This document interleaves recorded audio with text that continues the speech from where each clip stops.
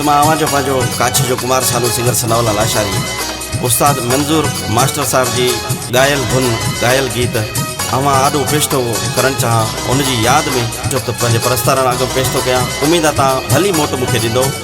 Love U friends.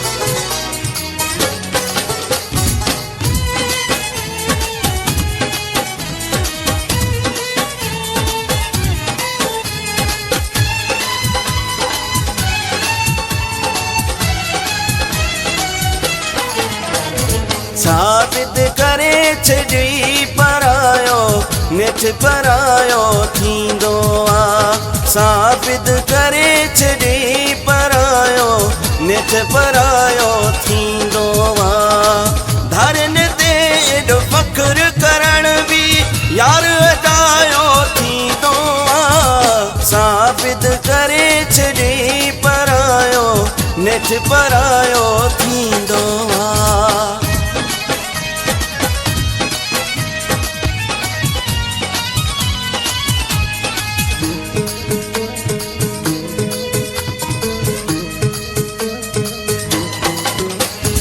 ही समझण में ॾींहं लॻी विया हाणे परखण में ॾींहं लॻी विया। ही समझण में ॾींहं लॻी विया हाणे परखण में ॾींहं लॻी विया। आम हणण वारनि खां अॻिते कोन निभायो थींदो आ। साबित करे छॾी परायो नेठ परायो थींदो आ।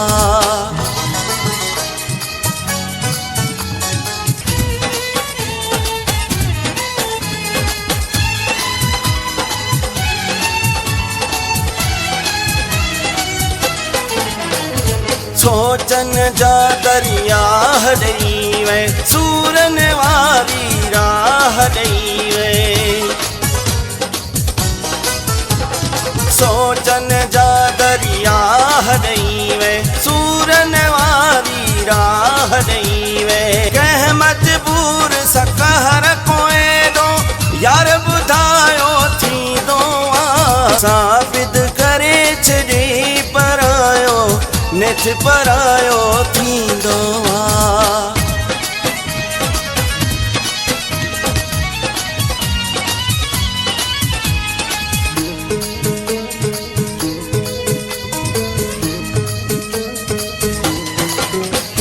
खालद बुरड़ जी पोइ बि दुआ थी क़यामत ताईं मुंहिंजी वफ़ा थी।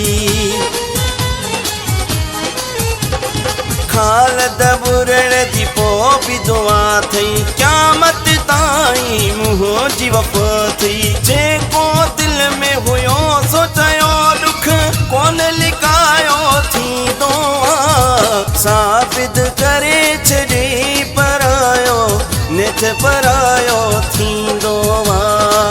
धरन ते एॾो फ़ख्रु करण बि यार अजायो थींदो आ। साबित करे छॾी परायो नेठ परायो थींदो